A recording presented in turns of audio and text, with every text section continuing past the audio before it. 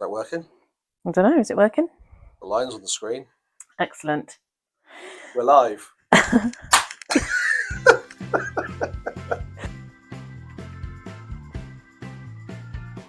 Hello, and welcome to So You Want to Get Into Politics, Adventures of a Would-Be Councillor. This is a fly-on-the-wall podcast following the journey of my friend Craig as he enters the world of party politics for the first time. I'm Rachel, and I'm a local resident of Beaminster and a town councillor. And I'm Craig, and I hope that you, the listener, will learn how I can represent you and what I'm about. Rachel, how are we going to do it? Well, we're going to do a weekly Q&A, hopefully picking up questions from our listeners. We can talk about local issues. We're going to talk about the week's activities and what you've been up to. But I think it's quite important that I just put a warning out that sometimes we will go off topic. We are prone at laughing at each other and generally having a bit of a good time. We are. So this podcast will be available each week from wherever you get your podcasts. So don't forget to subscribe, like, and share to get up-to-date episodes. So Craig, your video came out yesterday. You were telling everyone that you were going to be elected or whatever. You're going to have to tell me what the right thing I've got to say is. Yeah. But how are you feeling today? I'm glad that you're sticking with character for Yeah. this podcast. Thanks. No, I'm feeling pretty good. I was really nervous because I've been a town parish councillor for 13 years, but I've always been known as an independent councillor. So kind of yesterday was the first day of, pigeonholing myself as a member of any political party. And I don't think it matters who it is.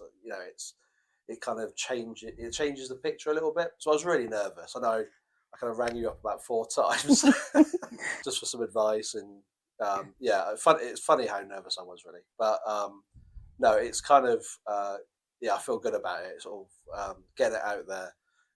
Some really good positive comments from people on social media and face to face. You are a very confident person that knows exactly what you want and how you're going to go about getting it.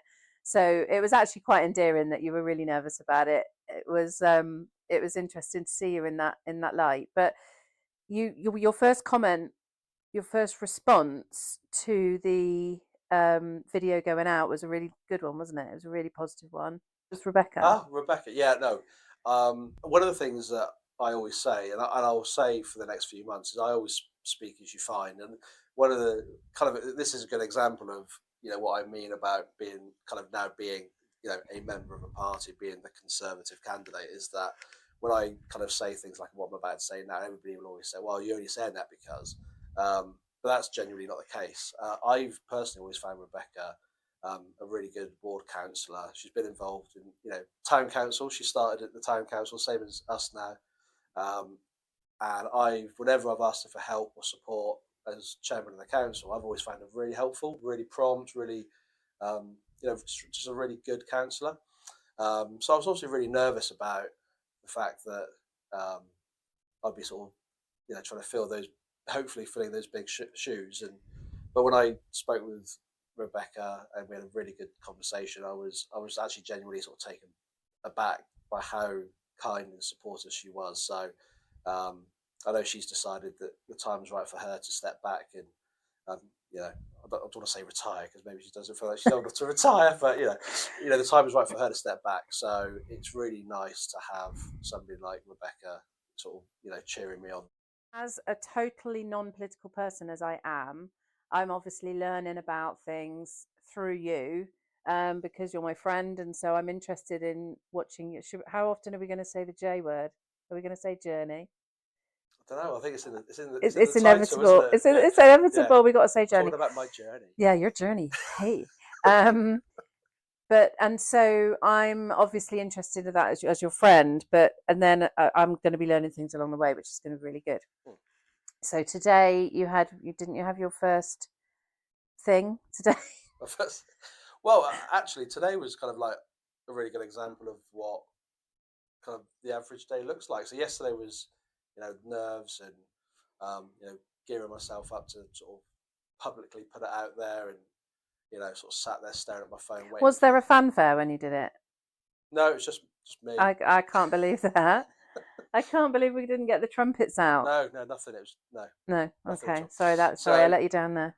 So yeah, sort of got that out of the way, and then I was straight into it. Dorset Council delivered a speech supporting the Parnham House, the most recent Parnham House plan application, which I think went quite well. Although in my speech, right at the very start, I'm stood here, Chairman, I'm stood here today, but I actually didn't stand up. So it put me off at the very beginning. Which is why if you watch the speech back, you would see me saying, I'm stood here. Well, I'm here today. Oh no, I didn't notice Right, that. now you notice it. Watch it back. Oh so God, that is so funny. That put me off a bit. So yeah, I was. So yeah, did that. Did that this morning, and then that overran because of legal stuff that goes on, and then rushed straight back to join you at the community larder that we set up, and had lots of people taking the mickey out of me because I was helping people at the community larder in a shirt and tie, and it's serious if I'm wearing a shirt and tie. Yeah, I mean, I mean, you wear shirts in the summer, but they've got palm trees on. Well, yeah. So it's it was good to see. But would you have done that anyway, even if you weren't going for this? You would have done, right? Because it was through the town council. Wear a shirt and tie. No, you would have gone. Wouldn't you have gone for Parnham?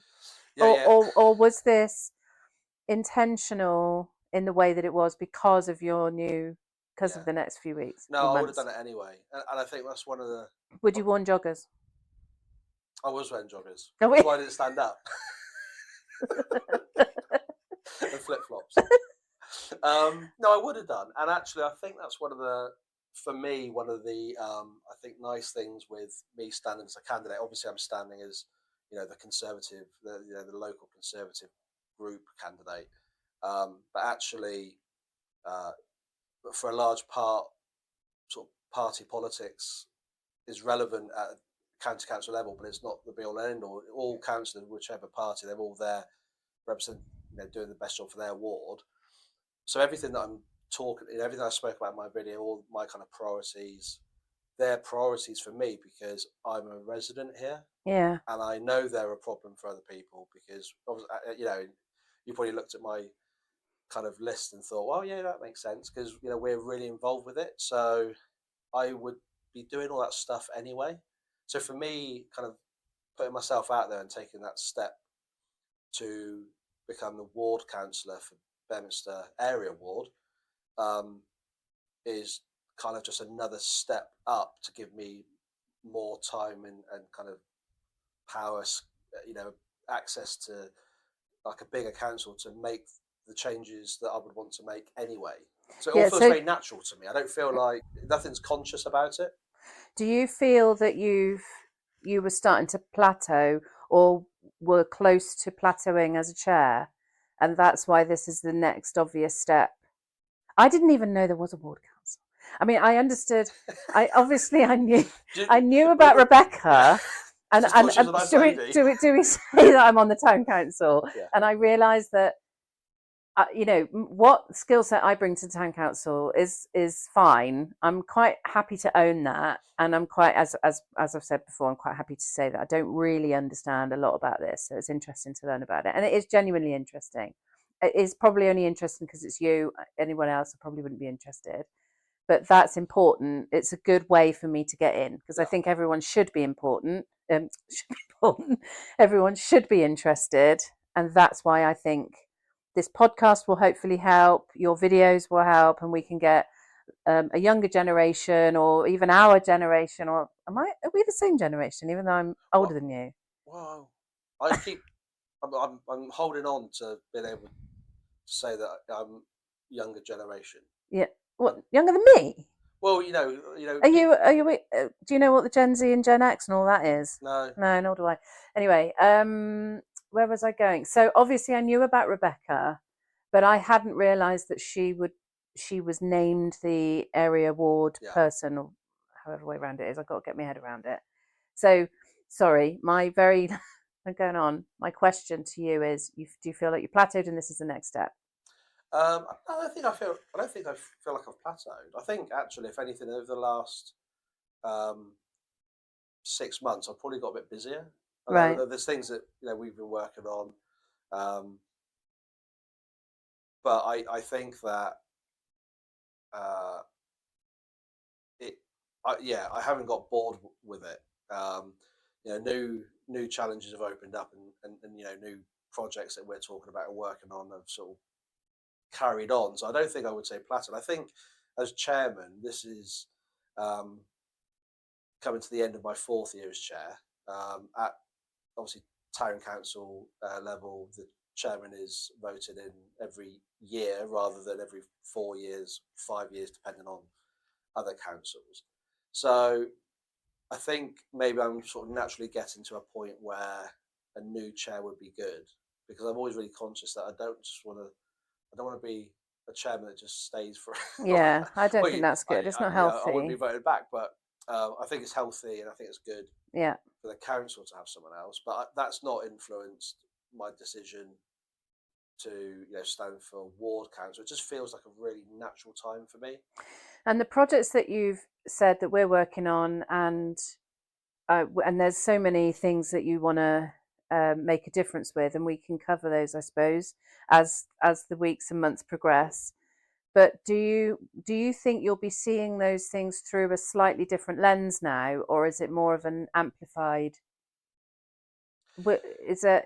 Do you know what I mean? Yeah, Because obviously, when we set up the fridge, the community fridge, it was something, at the time you were wanting the town to be a plastic-free town, yeah, and it was part of the Beaminster Earth Alliance group that you had set up, and so it sort of, because the community fridge is purely about food waste, it made sense to create that, and obviously as a bonus of that, the local residents get the food.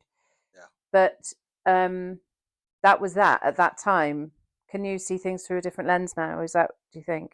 I can, and probably a couple different, in a couple of different ways. The first way is that I think it's partly just my nature, and maybe yours. I'll let you say if it's yours or not. But I think for me, I'm often quite gun ho in certain things that I do.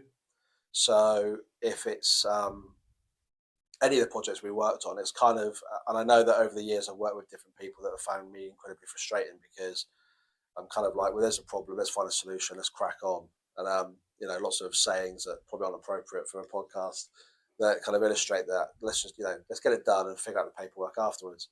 Um, but I've learned loads of lessons from that. So I think one of the differences, I think being the ward councillor and being a Dorset County councillor gives me more ability to access skills, possibly funding, and experience to be a bit more strategic in terms of that sort of stuff. So, like, if you think about the community, maybe that's a bad example, but if you think about the community fridge we set up, it literally started off with me thinking, I want to do a community fridge. What does that look like? What does that mean?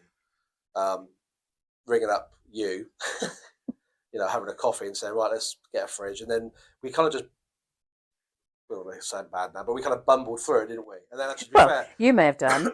I was very strategic and planned with it. yeah. But the point is, we sort of just Yeah, no, we had the no, goal no, and you we were did. trying to figure it out. I think from a kind of a ward council perspective, I think what I bring is the skills and the experience of what we've done, including all the stuff that on hindsight we might have done differently or done it in a better way.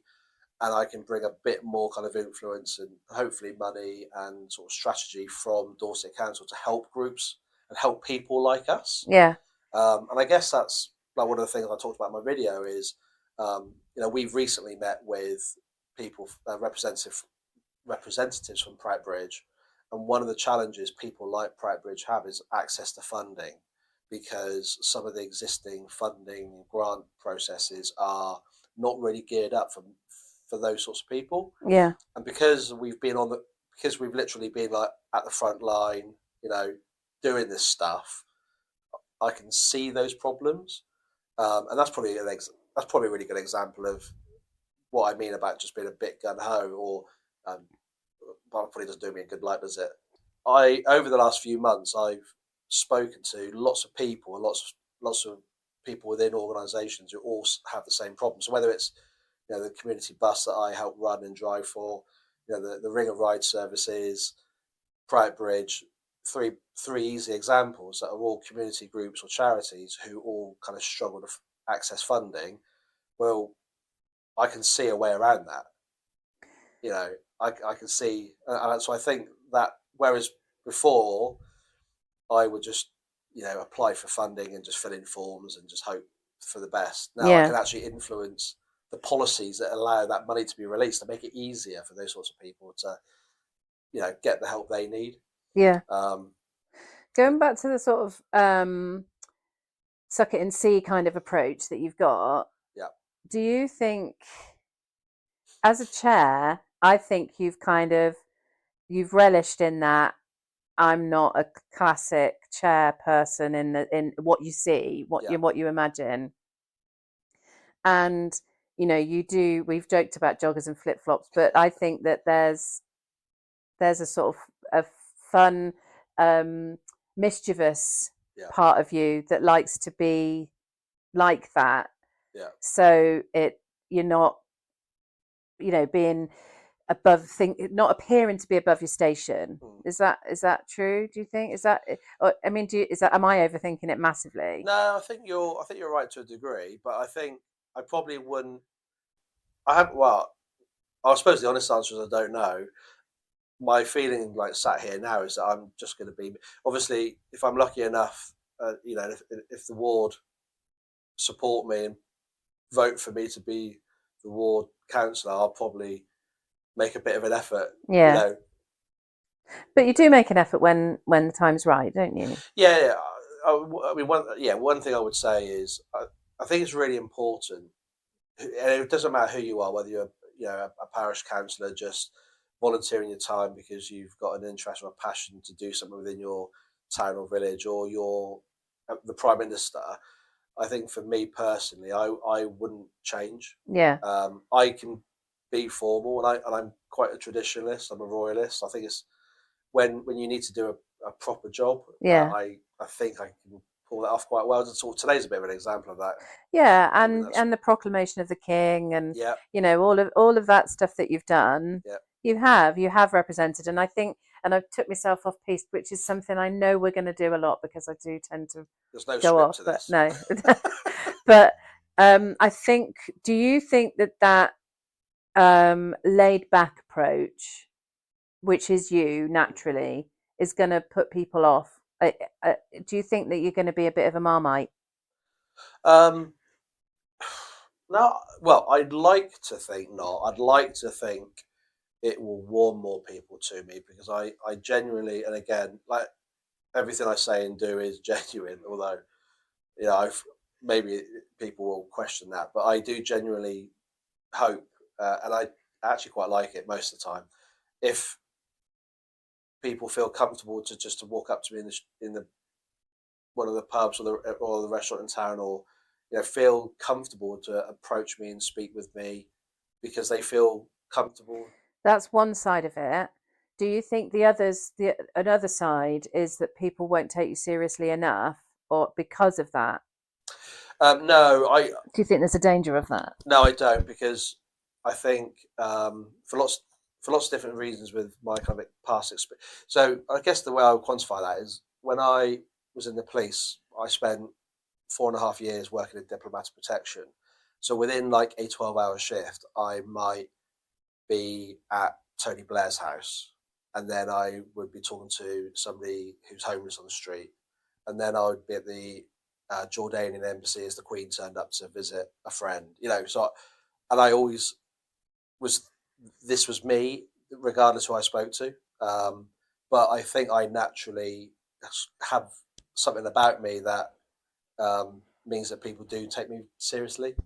I think it can be a difficult balance for some people, but I think you can be approachable and kind of honest and transparent, but still have an authority or a presence about you. And I like to think I like to think I get the balance. So you've put the video out, you've got things out on Facebook, you've done your little thing today. Little thing. Little thing. Did your thing. Done your thing today. I think it's a very important Yes. thing for the base. Should Parnham House or any interested residents Yeah, be sorry, listening? sorry, James and Sophie. It's very important. Yeah. Give me a snapshot of what's going to happen over the next few months, and then also tell me literally what the next thing you have to do is. Okay. Well, I guess part of my answer is, what does the next few months look like? Is I'm not sure, because obviously I'm really, I'm new to this, and I think one of the things I've sort of discovered quite quickly, and I'm sure it's the same with all political parties. I think you have this kind of image that there's this like big machine in the background that sort of just um, like a bit like in the thick of it. You got somebody that sort of just treats you like puppets because that's kind of what it's like in that world of politics. But actually, one of the things I've really liked in my very short time in this is that it is still very much based on like local candidates and being driven by our personal local issues and what we want to do as individuals within the party. So I think the next few months for me is just kind of filling that out, sharing my message a bit more, just speaking to residents, getting out there and sort of building my message, getting busier and busier and busier until May when the election happens. And then I guess my next job is to do the thing that I think all activists and politics absolutely hate, which is start posting leaflets and knocking doors and asking for votes. Your day job required you to be speaking to people, not so much cold calling, but you are speaking to people about the services that you provide in your day job. So will that not come into it? I think it will. Whether it was in policing or my kind of my business now, I've knocked lots of doors and gone into houses with people that don't necessarily want me to be there. Yeah. It's just that it feels different because I think when I was in the police and you're wearing the uniform and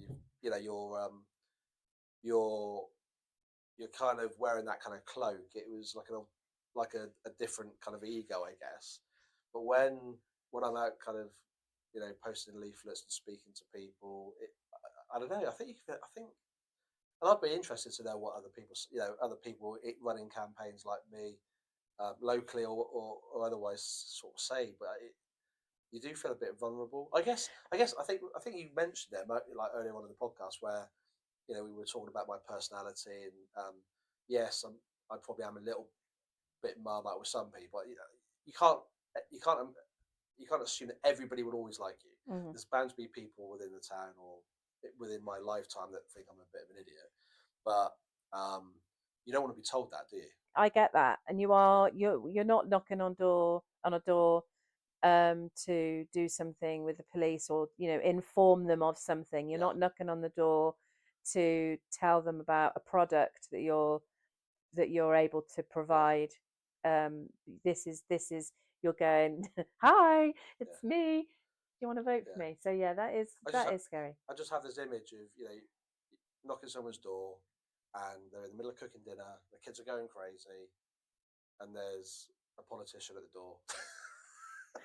Isn't that in Love Actually? But yeah, something like that, wasn't it? Yeah. No, I think no, I am nervous about it for probably the same reason as I'm nervous. I was nervous about first making the announcement that I was doing this because I think in part I'm probably feeling. I think in part I feel nervous about it because obviously I'm not just Craig, the chairman of the council anymore. Yeah, but it's the unknown as well, isn't it? Yeah, it is. I think in part it's the unknown because it is outside of a comfort zone. And I think it's partly in part it's also the fact that it is the county council elections. Whilst I am still me and I am very independent in my priorities and everything else. To me, like nothing's changed, but I suppose outside of my bubble, I wonder how changed that will be when I'm sort of saying I'm the local Conservative candidate. Yeah. Because there is that kind of, like I said in my video yesterday, I am aware that there is that kind of like just this national noise, which I genuinely I know doesn't it doesn't make any difference to these local elections. You want to have the best local people to represent your ward, but there is an element of that. I don't want to say like a loss of innocence. That sounds too dramatic, but that there will be some people that, or I worry that last week they would have been, oh yeah, brilliant, but now it's like, well, I can't vote for you forever. Like, doesn't matter how good you are, doesn't matter how on page you are with the things that really affect my life. I can never vote for you because. Yeah, but the good thing about you is you're going to be able to convince them of that, because that is the whole point for you, isn't it? In this at this stage, it's wanting to vote for you, Craig the individual, not Craig the Conservative. And in part that really drives me on. Yeah. For the same reason as when I first became chairman, one of my kind of overriding goals as chairman, and I've always said, like, especially at a town, well, any election level, I think but certainly town and parish council elections, which I know, which is why we're doing a lot of work at the moment promoting that as well, is that I think the ultimate kind of recognition of the work that you've done is when better people come along and take your job. Yeah. So I've always had these elections in my mind for the town and parish elections, because I've wanted to do 4 years as chairman and leave the council in a far better place than what I found it. Not to say that it was in a bad place before. Chris did a great job, but no, Joe, I want, you want. It's different. You've modernised it. Yeah. That's the difference. Is that? Yeah. I mean, and I obviously, again. That's why you joined council, right? Yeah, it is. I didn't know. I have Vicar of Dibley in my mind, or what that that thing on that went round in COVID when it was Janet. Yeah. You have no authority in this meeting. That sort of thing you visualize. And at times, to be fair, our town council is a little bit, sometimes can be. Yeah. But I think, from what I understand, you've modernised it in a way that we've introduced a new way of communicating. You kind of started that ball rolling of council doesn't have to be about, like the Vicar of Dibley. Yeah. Those older councillors obviously bring wisdom, they bring experience, and they've, with all their experiences that they've got, they are clearly going to be more equipped to answer the more pressing things than I am. So in planning and that kind of stuff, that it's absolutely vital that you have all those wide-ranging retired skill sets. I think, but there's also modern ones that need to come on, and that's probably what you've done to the council. Yeah, and I'd like to think so. I'd like to think that people will look at how the council shapes up now and think, Craig's done a good job. And I guess all I want to do is just carry on doing a good job, but in a different place. Yeah. But also very connected to the town council, but also the other villages. I'm very aware in this campaign that, I'm not so connected with Mosserton, Jennerton, South Parrot. I go there all the time. I shop there. I pass through there. So it's home to me the same as Beaminster is. But I'm very conscious that I need to sort of be working just as hard, because I don't take any of those smaller elements of the ward for granted. But and they won't know you as well as you know that area. Yeah. So that's the other thing, isn't it? But I guess through the nerves and the kind of the unknown of sort of starting this journey is I am an equal buzzword that I hate, but I'm really passionate about it. And it actually pushes me on even more. When I made the decision to do this, almost straight away I can sort of feel it building up in me, thinking I've got to win this. I mean, I've got to do this. I can't do half a job here. I'm gonna not. This isn't even necessarily like a pledge to the people in our ward. It's a pledge to myself. I am going to visit every single door. I don't. If I'm not successful, I don't want it to be because there's people out there saying, "Well, he never came and knocked my door. He never spoke to me." Hang on. So the logistics of that, that's doable, is it? Have you worked that out, or is this one of your? It's one of those. How many houses? How many? Okay, I was I'm going to gonna wrap up, but I've got to find this out. So, Yeah. how many houses are in Beaminster? Just in Beaminster, I think we've got just over 1,000. Right. Okay. Mosterton is low hundreds. Chellington is I could just do Chellington in an hour. No, Chellington's a fairly small village, and then South Parrot's not too big as well. Right. It is Okay. doable. And you reckon between now and May you'll be able to visit every single house? Yeah. Is that visit and speak to somebody at every single house? I will visit and or speak to as many residents as I can multiple times. Okay. Right. Yeah. Will you have? Because there'll be lots of activity and different leaflets promoting the work I've done and stuff. So it won't just be once, and I'll be going around a lot. Right. Okay. Yeah. I'll let you know. Shut your windows and everyone.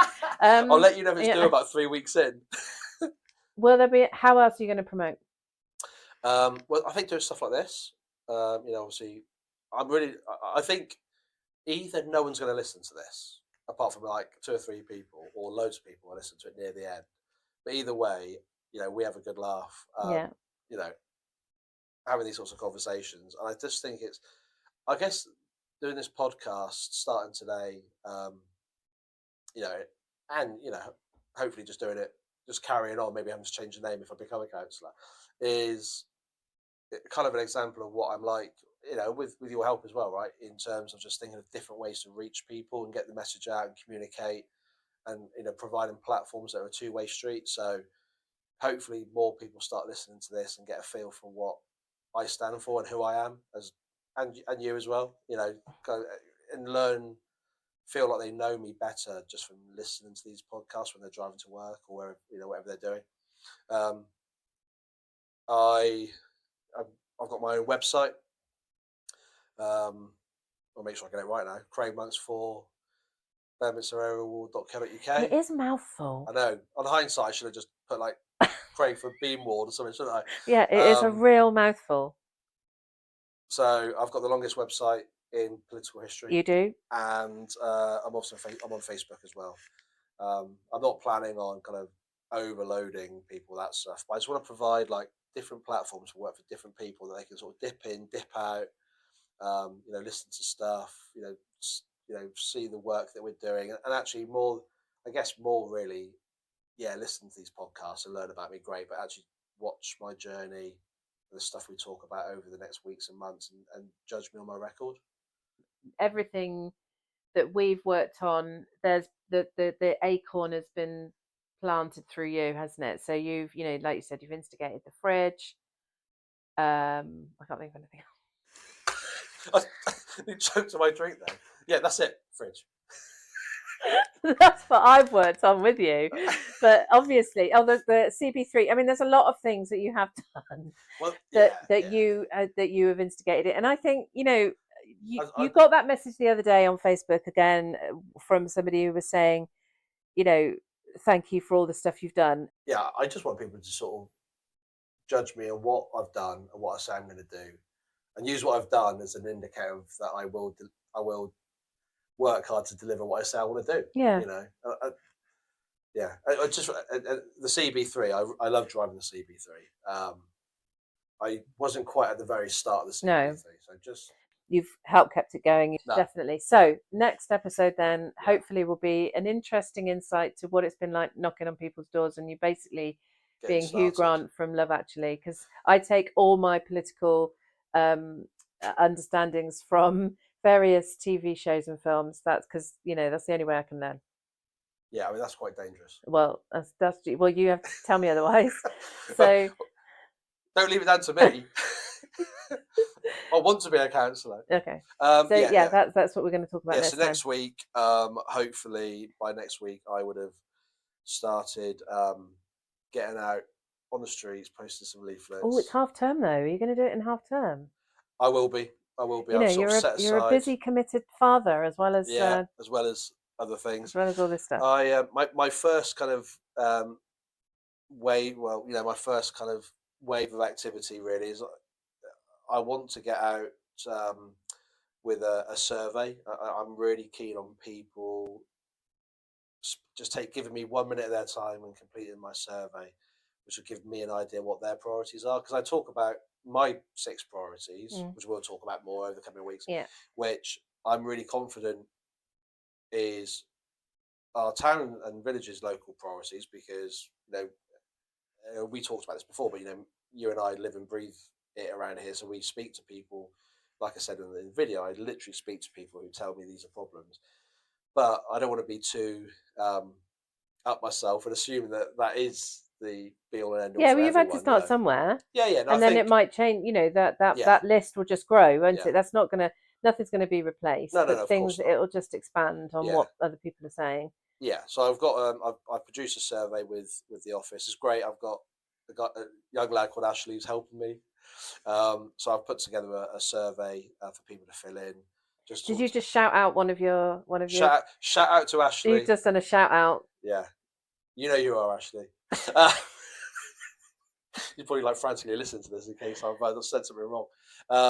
No, we've put together a survey for residents to fill in. A large part of that survey is them hopefully telling me what their priorities are and what's important to them, and then them giving them the opportunity to tell me they're going to vote for me. So vote for Craig in May, and then it gives me a bit. Then you'll make me feel better and less nervous, because if lots of people complete the survey and lots of people tell me that I've got their vote, then I won't. I'll start to feel like it's not so daunting. You will. A task. So that's good. Next week I'll be sharing hopefully my first lot of door knocking and survey leaflet dropping, and how it's gone. So if I knock your door, Mr. or Mrs. Listener, please be nice to me, because I might not come back. We look forward to hearing all about that. Thank you. Thanks, what Rach. do we say? Yeah. Bye. So don't forget to subscribe, like and share to get up-to-date episodes.